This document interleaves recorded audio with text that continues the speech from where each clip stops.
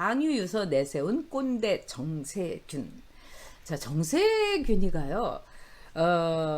그래도 이제 이 여의도에서는 조직 관리라든가 그 다음에 참 이 뭐 풀빵구리처럼 그냥 바지런하다. 그 다음에 정세균이의 말하자면 봉투 안 받아본 사람 별로 없다. 이 정도로 이 챙기는 거, 사람 챙기는 게 이루 말할 수가 없었어요. 그리고 특히 뭐 나까지 챙겨주나 할 정도로 모세혈관처럼 챙겼습니다. 그래서 조직의 정세균이라고 그랬어요. 그래서 여러분들한테 늘 얘기하지만 이 국힘에는 주호영이가 있으면은 저기 이 민주당에는 정세균이가 있다. 굉장히 비슷한 캐릭터입니다. 근데 이번에 아주 큰 실수를 했어요.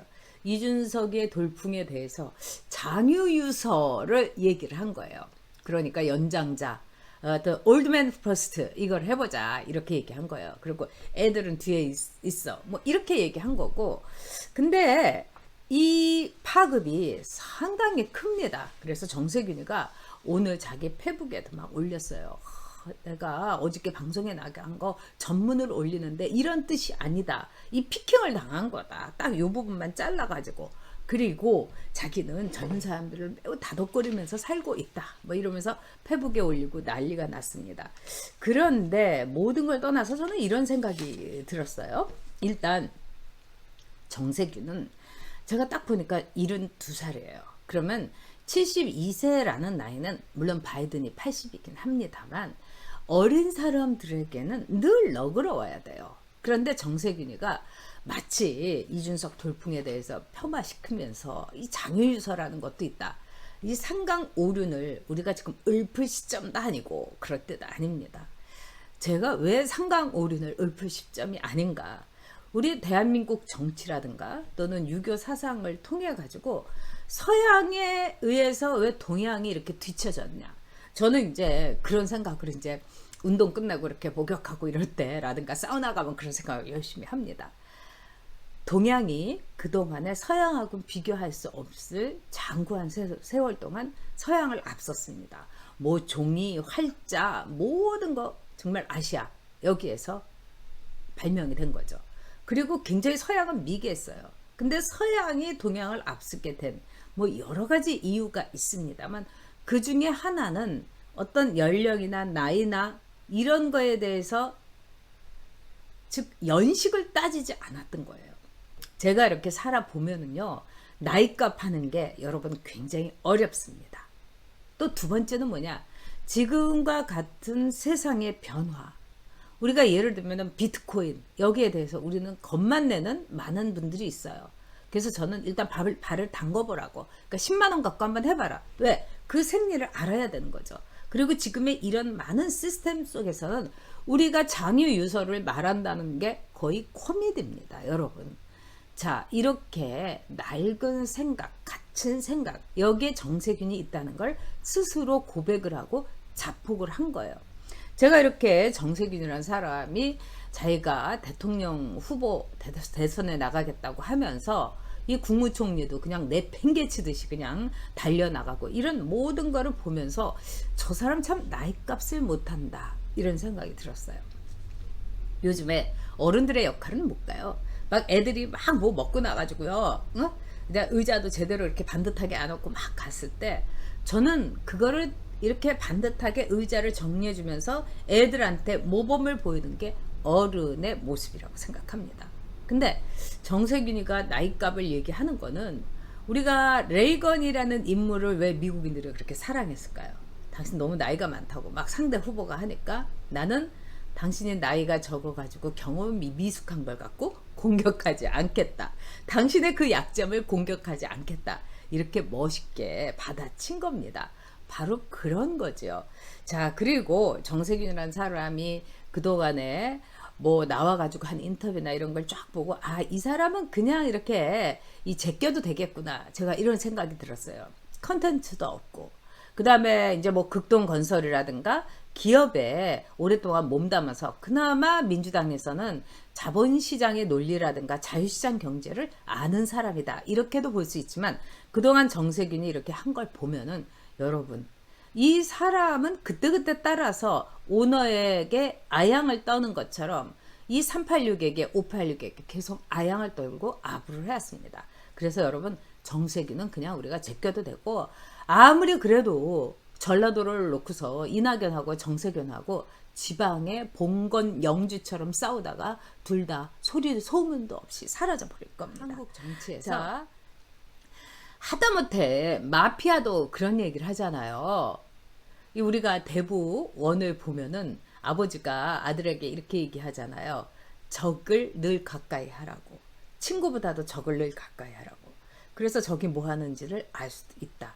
그 다음에 두 번째는 적을 너무 미워하지 말라고 합니다. 그러면 판단을 흐릴 수 있다. 저는 이게 바로 이번 이준석의 이 상황에 그대로 들어맞는다고 생각을 해요. 이준석이가 걔가 어린애 갖고 노예하고 뭐 꼰지르고 뭐 여러 가지 있죠. 그렇지만 걔는 애예요, 여러분. 애이기 때문에 이 나이 많은 사람들이 저지를 수 있는 엄청난 비리라든가 이런 거를 아직 저지르지 않았어요. 이런 애를 우리가 굳이 나이 많은 사람 우리가 다 써봤는데 또 써가지고 정말 혹시 했는데 역시군요. 이런 거보다는 혹시 했다가 아이고 이렇게 하는 게 신선한 겁니다. 네.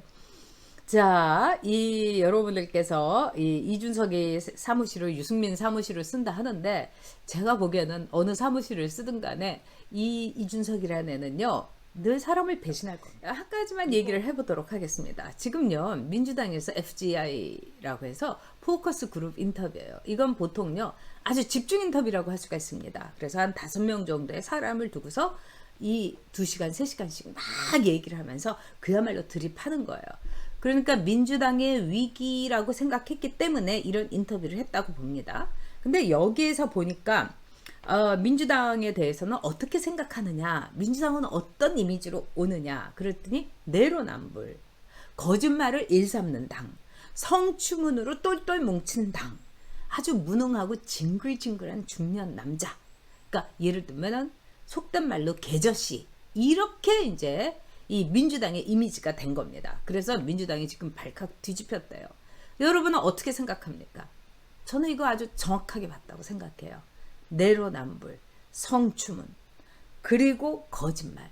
이게 민주당을 견인하고 있습니다. 이제 민주당이 아무리요 펜트칠을 하고요 뭐 떡칠을 한다 하더라도 이제 민주당은 이런 이미지로 고정시키고 또 이런 이미지의 민주당으로 계속 몰고 가는 게 대선 승리의 최고의 전략이 될 겁니다. 그리고 재밌는 거는요, 윤석열에 대해서 민주당이 또 조사를 한 거예요. 그래서 보니까 윤석열에 대해서는 카리스마가 있다. 아주 강인한 사람이다. 그리고 윤석열에 대한 어떻게 보면 좋지 않은 이미지는 부패, 기회주의자 뭐 이렇게 됐는데, 글쎄 이거는 아마도 대개라든가 열렬한 강성 문파, 그러니까 대개를 여러분 언론에서는 강성 문파라고 하더라고요. 우리도 그럼 강성 문파라고 얘기해 볼까요? 이 대개들이 이 답변을 한 것 같아요. 윤석열의 부패? 전혀 부패하지 않죠. 윤석열은요. 다 했는데도 윤석열의 부패라는 거는 장모와 말하자면 어머니의 문제, 그 와이프의 문제겠죠. 그 다음에 기회주의자. 글쎄 윤석열을 기회주의자로 할 수 있을까요? 저는 뭐 어떤 정권에 서든지 윤석열은 나름대로의 자기의 역할을 해왔다. 그 다음에 나는 사람에 충성하지 않는다. 대한민국에 충성하는 사람입니다. 저도 윤석열보다 사실 그 말은 일찌감치 했는데 하도 그때 제가 친박들한테 밉보이고 기자들도 친박 기자들이 있어가지고 제 기사도 안 써주고 그런 어떤 고통과 고난의 시절을 제가 보냈습니다. 그렇지만 저는 뭐 지금 친박들 그렇게 미워하지도 않아요. 이미 친박은 소멸했으니까요, 여러분. 그리고 박근혜 대통령을 아끼고 뭐 이런 태극기 부대 이런 분들에게는 정말 순수함이 있었어요. 그건 인정합니다. 그래서 제가 월간중앙 인터뷰에서 이 태극기 부대 또 박바한테는 순정이 있다. 그러나 이 문바한테는 순정이 없다. 권력욕만 있다. 이런 얘기를 했습니다. 여러분. 그때 제가 참 어렵긴 했습니다만 언젠가는 많은 분들이 알아줄 날이 올까 말까 사실은 회의를 했지만 생각보다 많은 분들이 알아주셔서 저도 고맙게 생각합니다. 늘 새롭게 그 다음에 바닥에 서서 이 대한민국을 위해서 헌신하고 이게 우리 시민의 의무라고 저는 생각하니까.